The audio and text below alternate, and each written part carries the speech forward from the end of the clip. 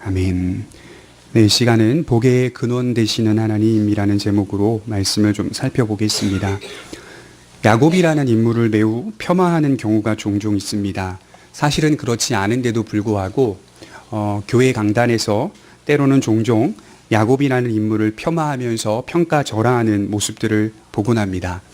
야곱은 사실 모든 인간을 대표하는 모델인데 한 성도가 살아가는 삶을 추적해 보면 야곱과 닮은 모습들이 참 많이 있다는 사실을 우리에게 알려주고 있습니다. 그러니까 저는 야곱을 폄하하는 것이 아니라 야곱은 모든 인간을 대표하고 있는 평범한 모델이다, 이렇게 이해하는 것이 더 성경적인 것 같습니다.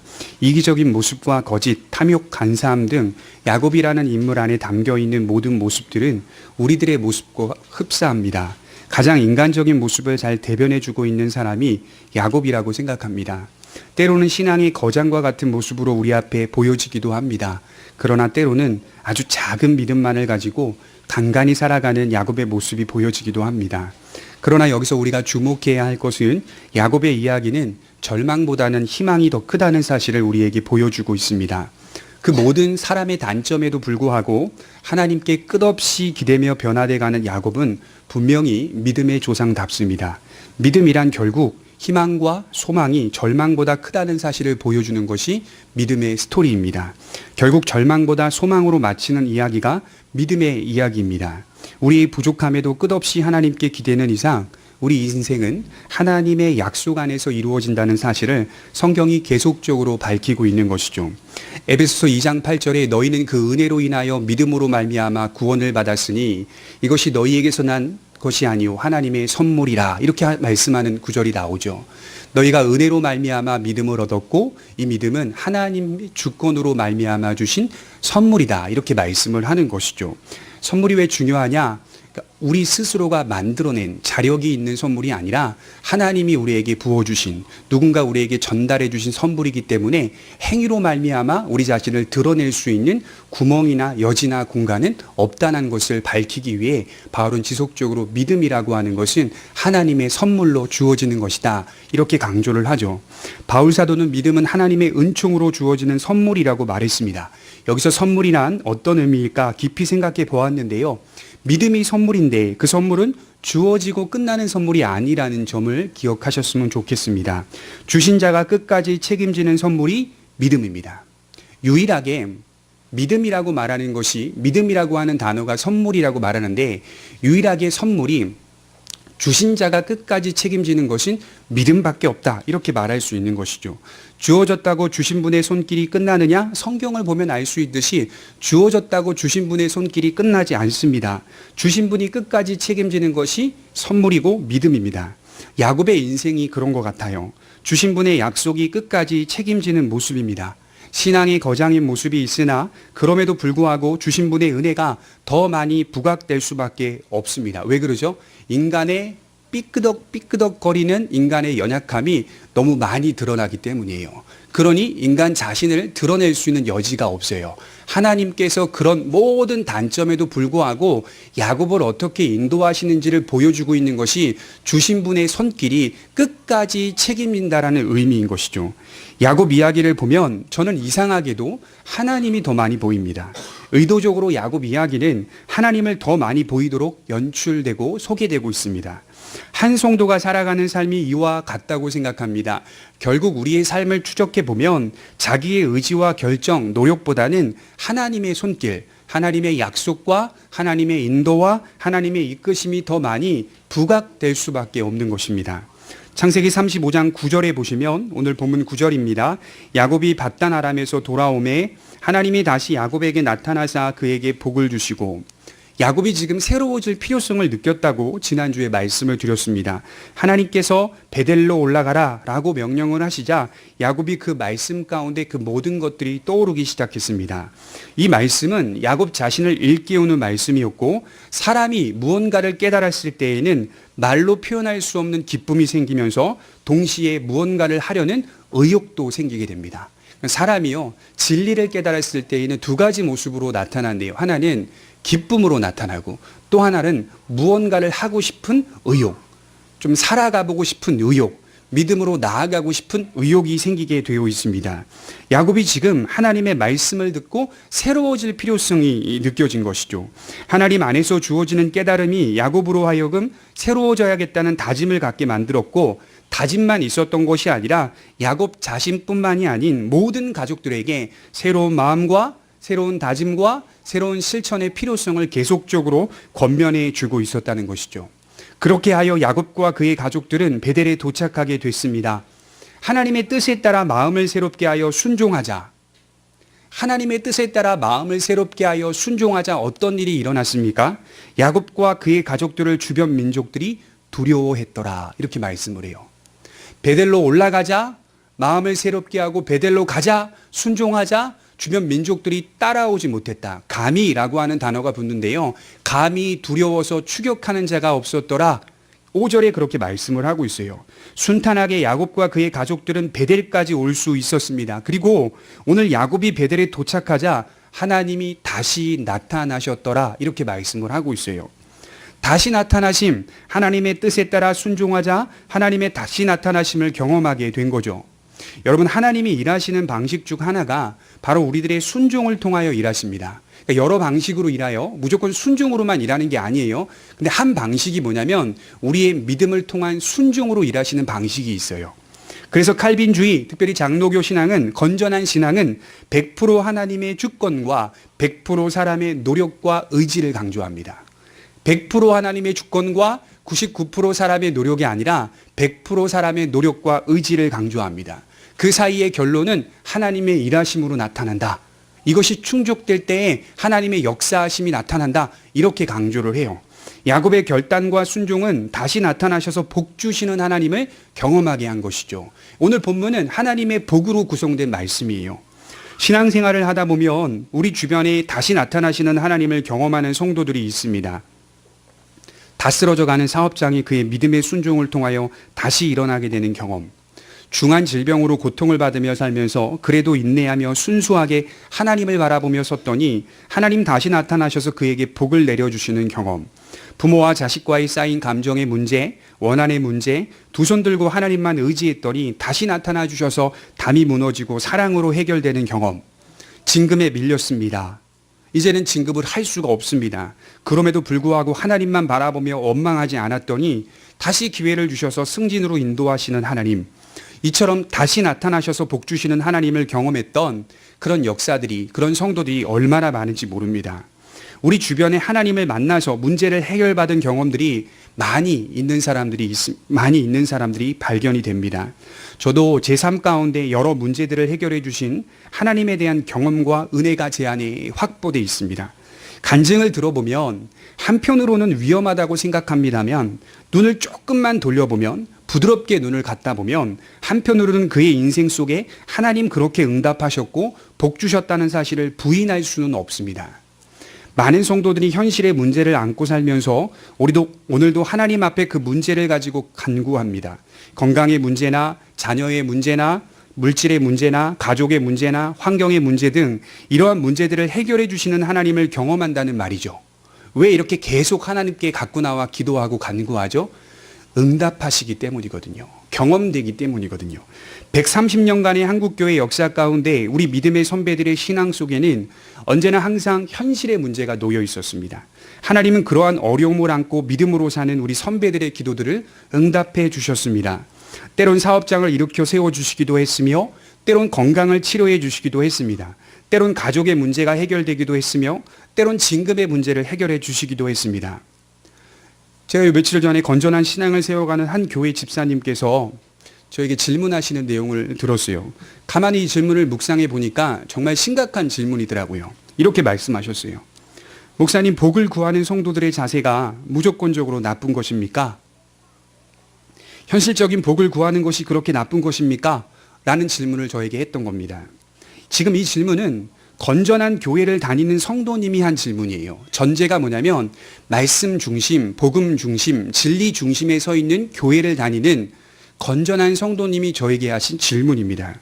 건전한 교회에서 신앙 지도를 받는데 이분은 이상한 걸 느끼고 있다고 말을 하는 거예요.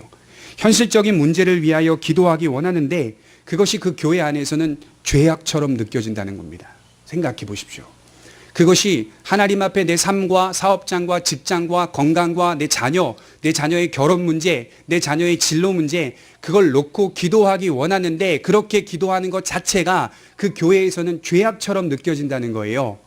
그러니 그것이 마치 자기가 굉장히 위축이 되고 믿음이 없는 사람처럼 느껴진다는 거예요. 어떻게 생각하십니까? 하나님께 현실적인 문제를 해결해 달라고 구하는 것이 그 교회에서는 죄악처럼 느껴집니다. 이렇게 돼버리면 바리새인 교회가 되는 겁니다. 이렇게 돼버리면 말씀 중심 교회가 아닌 거예요. 기가 막히고 정말 참담하여서 제가 진지하게 말씀을 드렸어요. 내 사업장을 위해서, 내 직장을 위해서 그렇게 구하고 싶은데 그것이 그 교회에서는 그렇게 구하면 안 될 것 같은 느낌이 듭니다. 그리고 그렇게 구하면 믿음이 없는 사람처럼 느껴진다는 거예요. 결코 그렇지 않다고 말씀을 드렸습니다. 현실적 문제들을 놓고 기도하는 것이 믿음이 없는 게 아니라 범사가 그의 손에 있기 때문에 기도하는 거 아닙니까? 범사가 하나님의 손에 있기 때문에 내 현실적인 문제들을 하나님께 가지고 나오는 거 아닙니까? 현실적인 문제들을 해결받기 위해 하나님께 매달리는 것은 매우 합당하고 바람직한 자세입니다. 진짜 잘못된 것은 그조차도 기도하지 않는 것 아닙니까? 진짜 잘못된 것은 기도하지 않는 게 잘못된 거예요. 작은 것조차도 기도하지 않고 사는 그 사람이 잘못된 거예요. 그것은 죄악이 아닙니다. 그것은 내 모든 범사가 하나님의 손에 있다는 사실을 인정하는 마땅한 자세입니다. 여러분들이 물질적인 어려움을 겪을 때 최선을 다하여 살면서 물질적인 문제들을 해결해 달라고 간구하는 것이 어떻게 나쁜 것입니까? 사업의 확장을 위하여 기도하는 것이 어떻게 나쁜 것입니까? 물질을 구하고 명예를 구하고 권세를 구하는 것이 상황에 따라 하나님을 의지하는 한 방법이 되는 거예요. 상황에 따라 하나님을 의지하는 방법이 되는 거예요. 현실을 살아가야 하니까 그 현실을 책임져 달라고 간구해야 하지 않겠습니까? 만일 우리 기도가 현실을 포함하고 있지 않다면 우리는 이 세상 사람 아닙니다. 우리는 이 세상 사람이 아닌 거예요. 하나님은 처음부터 사람을 창조하신 목적을 범사를 기대며 살기 위함이다. 이렇게 말씀을 하셨어요. 의지한다는 게 무엇입니까? 내 범사가, 내 일상이, 만물이 하나님의 손에 있다는 사실을 믿는 거 아니에요? 세상 사람들은 어떻게 의지하죠? 내 노력과 내 부지런함에 있다. 결과와 결론은 내 노력과 부지런함에 있다. 그리스도인들의 결론은 하나님께 있다. 하나님의 손에 있다. 내 일상과 범사는 하나님의 은혜의 손길에 있다. 이걸 기도하는 것이 무엇이 나쁜 겁니까? 예수님이 주기도문을 가르쳐 주셨죠. 마태복음 6장 11절에 이런 대목이 나와요. 하늘에 계신 우리 아버지여 쭉 나오다가요. 오늘날 우리에게 일용할 양식을 주옵시고. 예수님은 너희는 이렇게 기도하라 하시면서 중간에 오늘날 너희에게 일용할 양식을 주옵시고 우리에게 일용할 양식, 범사에 살아갈 모든 것들을 위해 하나님께 기도하라. 그거 빼먹지 말라는 거예요. 그 기도, 내 현실의 문제 빼먹지 말라는 거예요. 하나님의 나라와 의가 어떻게 일어나는지 아십니까? 내 현실의 문제를 안고 기도하면서 일어나는 거예요. 내 현실의 문제를 포함하고 기도하며 일어나는 거예요. 하나님의 뜻과 현실의 삶을 포함하는 기도, 그것이 가장 건전한 기도가 아니겠습니까? 이 기도 안에는 일용할 양식을 주옵시고라고 하는 이 대목 안에는 물론 자족이라는 의미가 포함되어 있습니다. 만족하며 사는 것, 감사하며 사는 것이 포함이 되어 있습니다. 그러나 이 자족이라는 의미를 핑계 삼아서 기도하지 않고 있다면 죄를 짓고 있는 거예요. 그 이유를 핑계 삼을 수는 없는 거예요. 마틴 루터가 1529년에 소요리 문답을 썼거든요. 종교개혁을 일으킨 분이죠. 1529년에 쓴 소요리 문답에 루터는 마태복음 6장 11절을 인용하면서 이런 의미를 우리에게 전달해 주고 있습니다. 마태복음 6장 11절에 일용할 양식을 주옵시고라는 말의 의미가 무엇인지 이렇게 말하고 있어요. 한번 들어보세요. 우리 육신에 영향을 주고 우리 육신이 필요로 하는 모든 것을 말한다. 즉 먹는 것과 마시는 것, 옷, 신발, 집, 저택, 논밭, 가축, 돈, 재산, 경건한 배우자, 믿음이 있는 자녀, 믿음이 있는 가족, 경건하고 진실한 통치자, 선량한 정부, 좋은 날씨, 평화, 건강, 교육, 명예, 좋은 친구들, 신뢰할 수 있는 이웃을 말한다. 나아가 우리 모든 범사를 말한다. 그게 일용할 양식을 주옵시고라고 하는 말씀의 의미라는 거예요. 사랑하는 성도 여러분, 범사가 하나님의 손에 있다는 사실을 믿는 여러분들이라면 초월적이고 이상적인 위대하고 장엄한 기도도 드려야겠지만 현실을 위하여 기도하시는 성도들이 되시길 바랍니다. 사는 문제를 위하여 기도하십시오. 순수하게 내 현실이 하나님의 손에 있다는 사실을 인정하고 기도하십시오. 그 기도조차 하지 않는 게 문제라고 생각합니다. 여러분, 저 또한 아주 솔직하게 하나님께 기도해요. 혼자 하나님 앞에 기도하면요, 뭐 이것까지 기도할 정도로 기도해요. 목사라고 해서 장엄하고 위대하고 초월적인 기도를 날마다 하는 게 아니에요. 아주 구체적인 세밀한 꿈까지 인도해달라고 디테일하게 기도해요. 왜냐하면 내 범사가 그분의 손에 있다는 사실을 저는 믿고 확신하며 여기까지 왔거든요. 세월이 그렇게 이루어졌기 때문에 내 일상과 현실을 하나님께 계속적으로 기도하며 그려가고 있습니다. 야곱은 혈혈단신으로 고향을 떠났죠. 아무것도 없었어요, 처음에는. 오늘은 또 어디서 자야 하나? 무엇을 먹어야 하나? 산적들은 안 나올까? 아, 외롭다, 고독하다, 지친다. 어머니 리브가가 보고 싶다. 아빠가 보고 싶다. 그런 야곱이 하나님께 드릴 수 있는 기도가 무엇이겠습니까? 추방당에, 그 브엘사바에서 추방당해서 바단 아람으로 가는 야곱의 과정 속에 그가 하나님께 기도하는 기도의 내용이 무엇이었을까요? 외롭고 배고프고 무섭고 두렵고 엄마 아빠가 보고 싶고 약속의 복을 하나님께 기도했다고요? 아닙니다. 틀렸습니다. 야곱이요, 바단 아람까지 가는 그 길목에서 하나님께 기도했던 것은 먹고 자고 하는 문제를 위해 기도했어요. 먹고 자고 하는 문제. 어떻게 현실을 살아야 하지? 창세기 28장 20절을 한번 보겠습니다. 창세기 28장 20절입니다.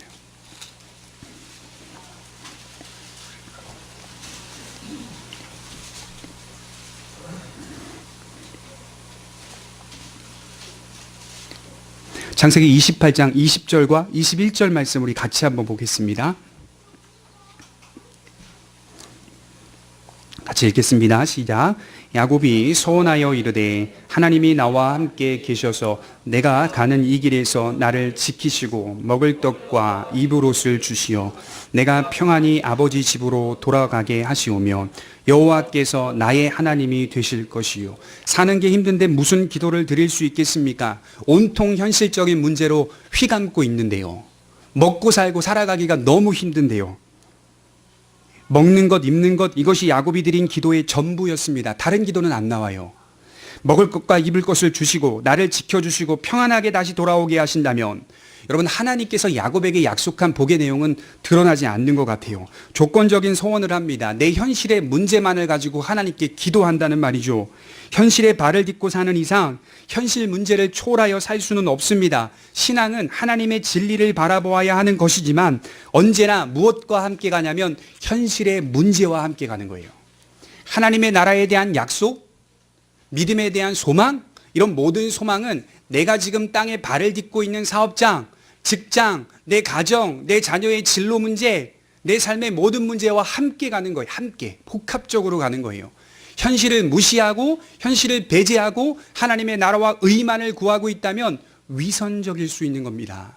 가식적일 수 있는 겁니다.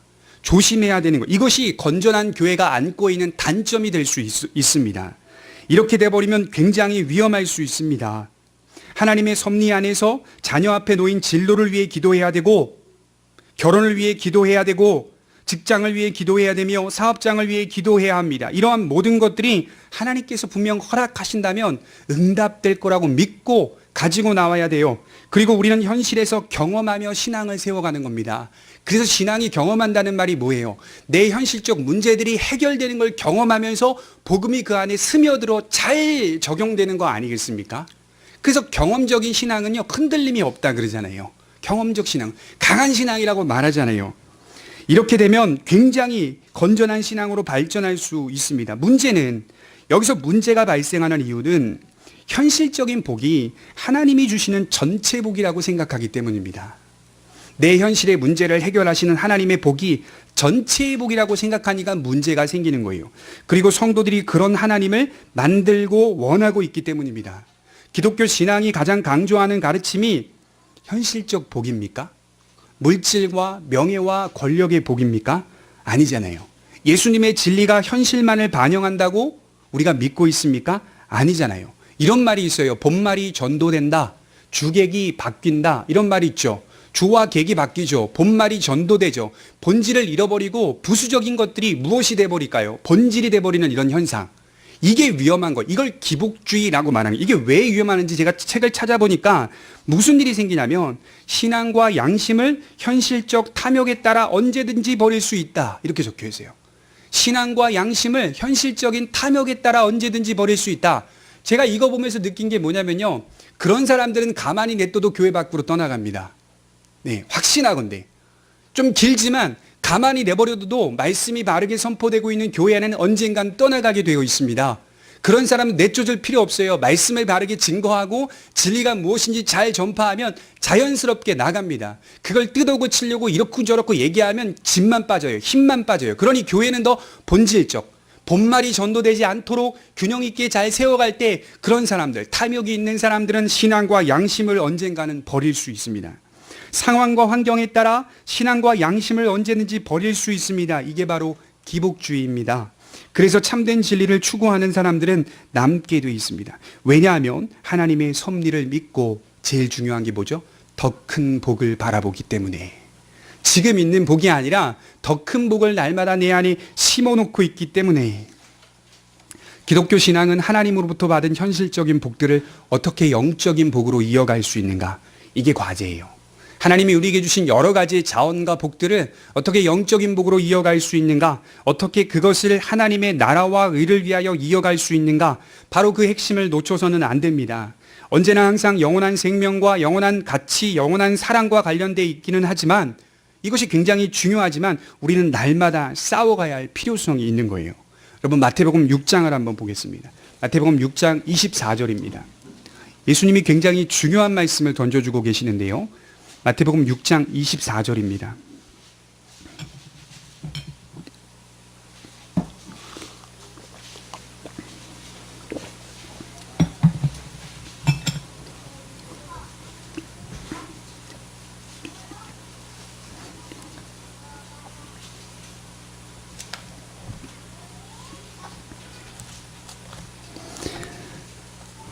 (24절) 25절을 같이 한번 읽어보도록 하겠습니다.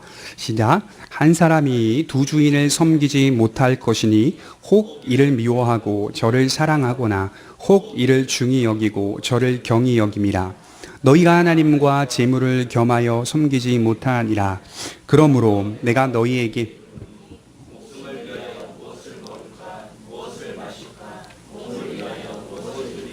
염려하지 말라.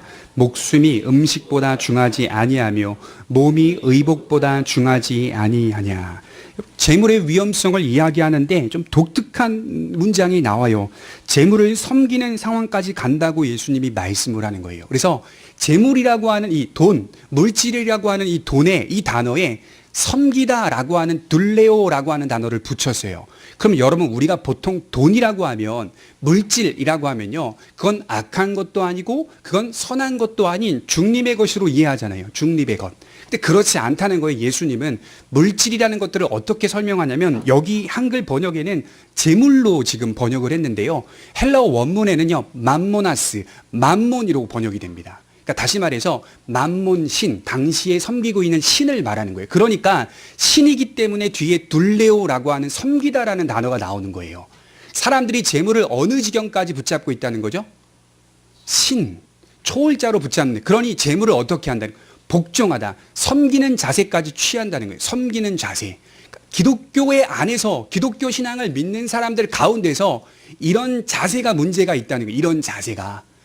우리가 하나님을 믿고 하나님 안에 복을 구하는 태도가 마치 하나님은 따로 있고 만몬신이 또 따로 있는 상황까지 간다는 거예요. 이게 기복주의입니다.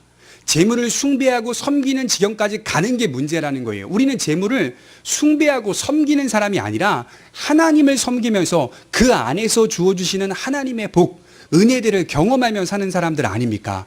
근데 예수님은 뭘 보셨냐면 당시 이스라엘 백성들을 목격하니까 두 부류로 나뉘어져 있는 거예요.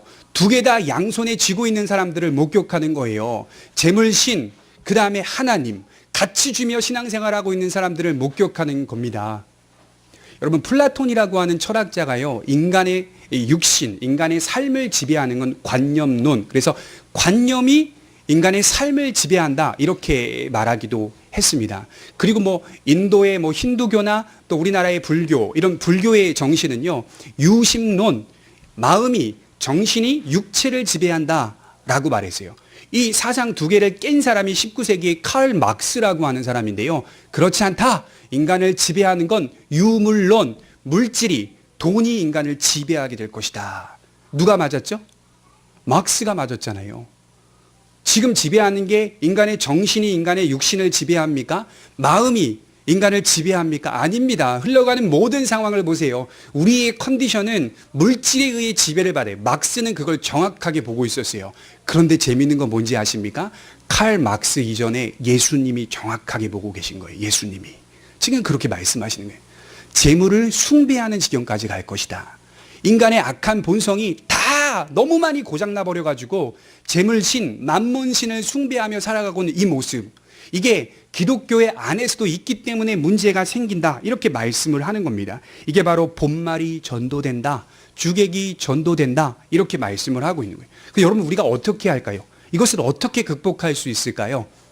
누가복음 18장에 예수님을 찾아온 부자 청년의 이야기 아시죠? 거기에 예수님이 이렇게 말씀을 하셨거든요. 그가 돌아가는 것을 보면서 부자가 하나님의 나라에 들어가는 것이 얘들아 얼마나 어려운지 아니? 부자가 하나님 나라 들어가는 것은 낙타가 바늘귀에 들어가는 것보다 훨씬 어렵다. 제자들이 열받아서 뭐라고 말하냐면 누가 그럼 구원받을 수 있냐? 이렇게 물어봐요.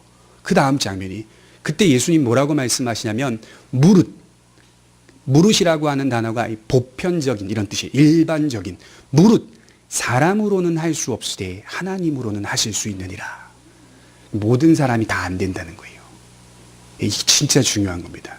저도 안 돼요. 여러분들도 안 돼요.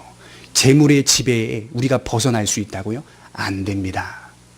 투명한 척, 정직한 척, 깨끗한 척, 진실한 척 할 수는 있습니다. 정도만 다를 뿐 다 안 돼요. 그래서 주님은 사람으로는 할 수 없되 하나님으로는 할 수 있느니라. 해결책은 하나입니다. 성령의 은혜 안에 사는 것.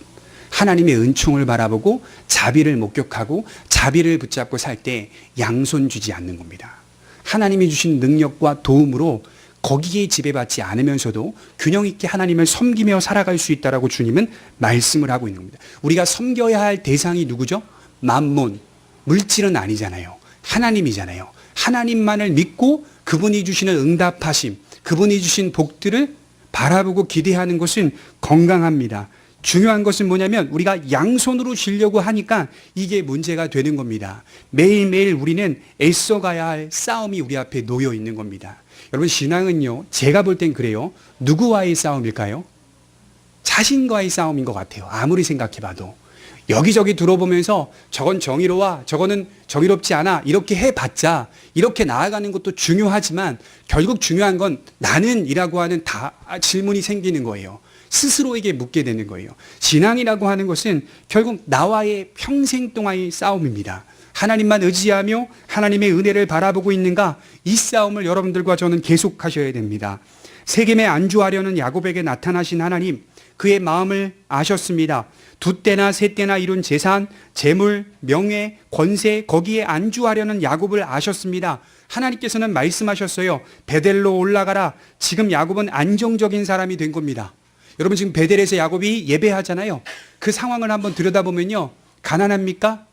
야곱이 지금 가지고 있는 재산이 얼마나 많은데요. 창세기 32장 10절에 보면 그가 가진 재산의 때라고 하는 표현이 나오는데 군대와 같더라, 이렇게 원문은 기록하고 있어요. 군대. 엄청나게 많은 재산과 소유를 가지고 있어요. 세상적으로 안정을 누릴 만한 위치입니다. 돌아올 때는 정말 많은 것들을 손에 쥐고 있습니다. 어떻게 보면 더 이상 복이 필요 없는 겁니다. 야곱에게는 더 이상 복이 필요가 없어요. 그러나 야곱이 진정으로 받아야 할 복은 그 복이 아니기 때문에 하나님이 오늘 다른 복을 허락하고 계시는 거예요. 그 복이 아니다. 진실로 우리가 바라봐야 할 복은 그 복이 아니다. 9절에 한번 보시면 하나님이 다시 야곱에게 나타나사 그에게 복을 주시고, 하나님이 왜 다시 나타나셨습니까? 나타나신 이유는 그에게 복을 주시기 위해서예요. 그가 진정으로 받아야 할 복은 현실적인 복이 아니라는 겁니다. 10절 말씀에 보시면 하나님이 그에게 이르시되 내 이름이 야곱이지만은 내 이름을 다시는 야곱이라 부르지 않겠고 이스라엘이 내 이름이 되리라 하시고, 그가 그의 이름을 이스라엘이라 부르시고, 그 복이 무엇과 관련되어 있을까요? 이름과 관련되어 있죠. 그래서 이 복을 신학자들은 being, 상태적 복이다, 이렇게 말을 해요. 정의를 할 때. 야곱이 받아야 할 복, 야곱이 바라봐야 할 복은 상태적 복이다. 소유의 복이 아니라, 재물의 복이 아니라, 물질의 복이 아니라 자기 상태의 복이다. 이렇게 표현하고 있어요. 야곱을 향한 하나님의 진정한 복은 권세나 소유가 아니었다는 겁니다. 설사 야곱이 그것만을 원했다 하더라도 하나님은 그것이 아님을 계속해서 반복적으로 말씀해 주셨어요. 다시는 야곱이라 부르지 않겠고 이스라엘이 내 이름이 되리라. 속이는 자라는 이름을 가진 부패한 옛사람 야곱이 아니라 하나님만을 의지하여 사는 자, 이기는 자, 이스라엘이라는 이름으로 변화시켜 가시겠다는 복입니다. 이것을 상태의 복이라고 말하죠. 좀 쉽게 표현하면 빚어가신다 이렇게 말할 수 있어요. 야곱이라는 존재를 빚어가시는 복. 토기장이가 자신의 뜻에 맞게 토기를 빚어냈듯이 야곱에게 주실 진정한 복은 하나님의 백성다움으로 빚어가시겠다라는 복입니다. 그래서 구체적인 복의 내용이 드러나는데요. 11절에 하나님이 그에게 이르시되 나는 전능한 하나님이라. 생육하며 번성하라. 한 백성과 백성들의 총회가 내게서 나오고 왕들이 내 허리에서 나오리라. 내가 아브라함과 이삭에게 준 땅을 내게 주고 내가 내 후손에게도 그 땅을 주리라 하시고 조부 아브라함으로부터 이삭에게 주신 약속의 복을 야곱이 계승할 것이고 야곱의 때에 더욱 구체화시킨다라고 하는 말씀입니다. 여러분 성경을 볼 때 놓치지 말아야 되는 게 뭔지 아십니까? 아브라함으로부터 시작된 약속의 복이 그 다음 후손들에게 어떻게 결합이 되고 있는지를 잘 보셔야 돼요. 그걸 놓치게 되면 영원한 복, 진리의 복들은 무시해버리고 받은 복, 현실적 복에 딱 관점이 맞춰져 있게 되는 거예요. 그게 아니에요. 하나님은 아브라함과 이삭과 야곱을 통하여 계속적으로 원래 약속된 복들을 계승해 가신 거예요. 그리고 그 복들을 결합시키고 구체화시키고 있는 것입니다. 그래서 야곱이 지금 받고 있는 복의 내용은 아브라함에게 주신 약속의 복이 조금 더 구체적으로 기록된 말씀의 내용이라고 볼 수 있습니다. 제가 이렇게 정리를 해보니까 그 복은 민족에 관한 복이고 국가에 관한 복이고 메시아에 관한 복이다. 그로하여금 형성될 교회에 관한 복이다. 이렇게 정리할 수 있어요. 야곱의 12아들로 이스라엘이라는 민족과 나라가 형성되어서 장차 하나님의 거룩한 나라여 백성임을 드러내시겠다. 궁극적으로 이것은 아브라함의 자손으로 오신 예수 그리스도로 하여금 무수히 많은 성도들이 이 세상 가운데 예수님을 믿음으로 아브라함 자손 되게 하실 복입니다. 그러니까 아브라함 때부터 주신 그 약속은 궁극적으로 예수 그리스도로 하여금 믿음을 가진 모든 성도들을 다 어디에 결합시킨다는 거죠? 아브라함 자손에 결합시킨다는 복이에요. 이 복이. 아브라함 자손에 다 결합을 시키겠다. 그렇게 예수 그리스도의 복으로 말미암아 이어지고 있는 겁니다. 로마서 4장 16절에 바울이 이걸 자세히 해석해서 설명해 주고 있는데요. 그러므로 상속자가 되는 그것이 은혜에 속하기 위하여 믿음으로 되나니 이는 그 약속을 그 모든 후손에게 굳게 하려 하심이라. 율법에 속한 자에게뿐 아니라 아브라함의 믿음에 속한 자에게도 그러하니 아브라함은 우리 모든 사람의 조상이라. 아브라함은 유대인들에게만 조상이 아니라 이방인들에게도 조상이 되는 겁니다. 왜 그러죠? 믿음 안에 결합되어지기 때문에. 그래서 아브라함을 향해 수식하는 용어가 있죠. 믿음의 조상. 우리의 진정한 복이 무엇입니까? 예수 그리스도 안에서 깊어지는 복입니다. 예수 그리스도 안에서 깊어지는 복. 현실을 담아내고 현실 문제를 해결해 주시는 하나님의 의도가 뭘까요? 그리스도 예수 안에서 깊어지라는 의도가 있는 겁니다. 결국 우리를 인도하시는 방향이 무엇입니까? 주님을 닮아가는가? 주님이 가신 그 길을 따르고 있는가? 그리하여 예수 그리스도 안에서 담긴 모든 보화의 내용들을 캐내고 있는가? 그것이 우리를 향한 하나님의 복입니다. 어떻게 믿음 안에서 살 것인가? 어떻게 예수 그리스도를 믿고 살아갈 것인가? 이게 굉장히 중요하고 제일 중요한 복 아니겠어요? 천국을 어떻게 내 가정을 통하여 드러낼 수 있을까? 간접적으로 천국을 어떻게 내 사업장을 위하여 드러낼 수 있을까? 천국을 어떻게 나라고 하는 존재를 통하여 드러낼 수 있을까? 이것이 결국 우리가 지향해야 할 복이라는 거예요. 여러분, 베델은 어떤 뜻이죠? 하나님이 자기 백성과 더불어 말씀하신다라는 뜻입니다. 하나님이 자기 백성과 더불어 말씀하시는 곳이 바로 베델입니다. 우리 14절 15절을 한번 보겠습니다. 야곱이 하나님이 자기와 말씀하시던 곳에 기둥 곧 돌기둥을 세우고 그 위에 전제물을 붓고 또 그 위에 기름을 붓고 하나님이 자기와 말씀하시던 곳의 이름을 베델이라 불렀더라. 2번 반복되고 있는 문장 나오죠. 무엇입니까? 하나님이 자기 백성과 말씀하시던 곳. 자기와 말씀하시던 곳이라는 문장이 두 번이나 반복됩니다. 베델은 하나님이 자기 백성과 더불어 말씀하신다는 뜻입니다. 야곱은 여기서 제단을 쌓죠. 제사, 예배를 드리는 겁니다. 여러분, 예배는 참 중요합니다. 너무 중요합니다. 그러나 여러분, 우리가 왜 예배를 드리는 겁니까? 우리가 왜 예배를 해야 하는 겁니까? 하나님이 그의 백성과 더불어 말씀하시기 때문에 예배를 드리는 겁니다. 야곱에게 하나님은 때마다 말씀하시는 분으로 나타나고요. 하나님이 야곱에게 말씀하시며 나타나셨습니다. 그분은 다른 사람에게는 말씀 안 해요. 하나님은 이 특징이 있어요. 다른 사람에게는 말씀 안 해요. 그의 백성과 더불어 말씀하시는 분입니다. 장차 이 일이 어떻게 일어날지 야곱은 미리 내다보고 예표하고 있다라고 저는 믿습니다. 우리 요한복음 1장 14절을 한번 찾아보겠습니다. 요한복음 1장 14절입니다.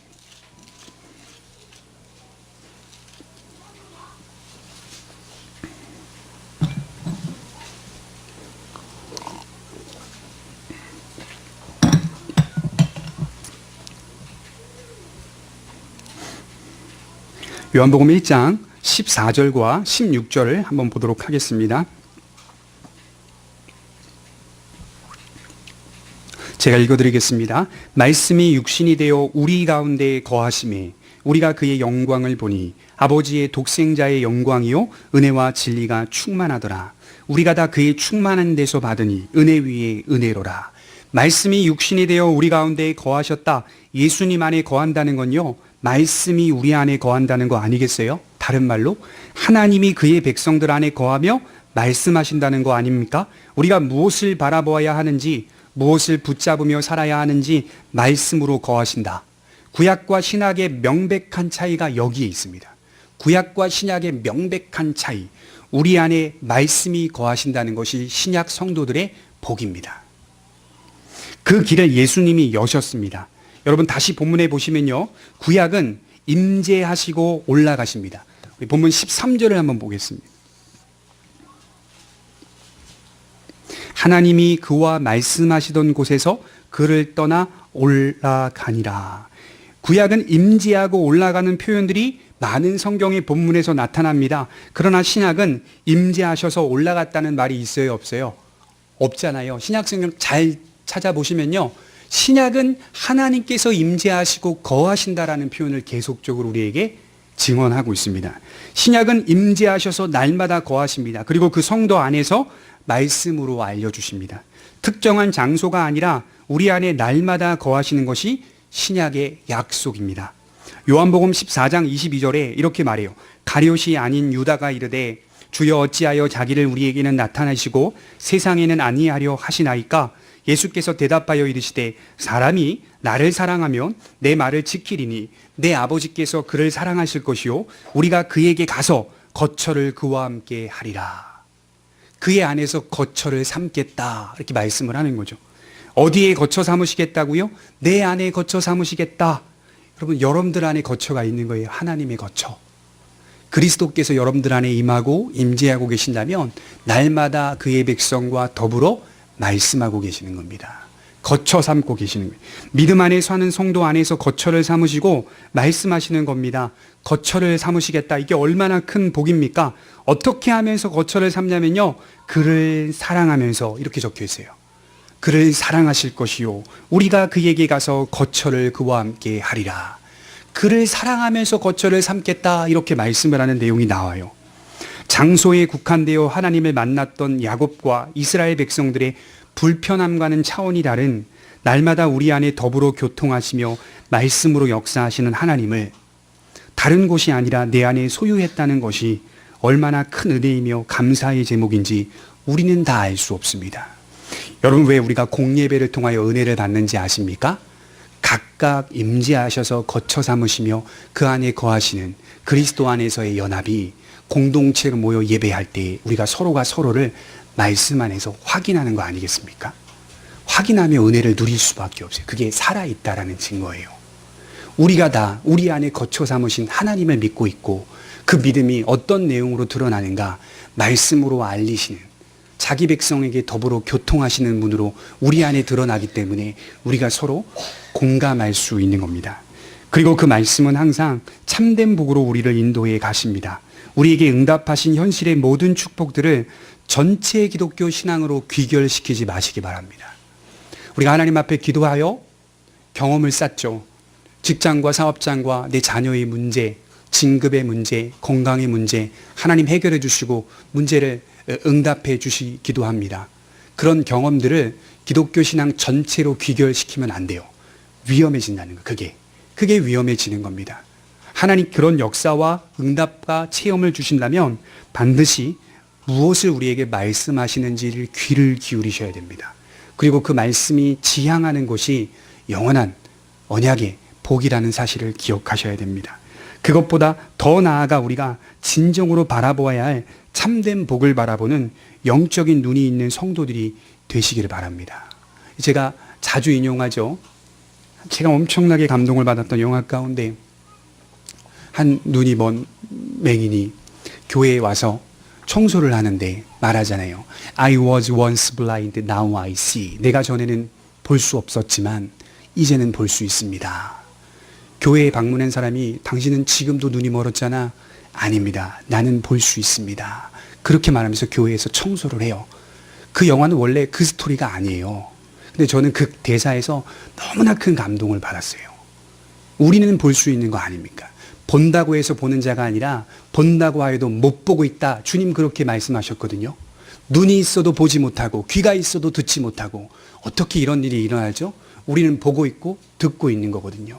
하나님께서 우리 안에 거처 삼으셨기 때문에 우리 안에 거하고 계시기 때문에 우리는 보지 못하는 것들을 날마다 보며 살아가는 겁니다. 이게 바로 기독교 신앙입니다. 기도하도록 하겠습니다.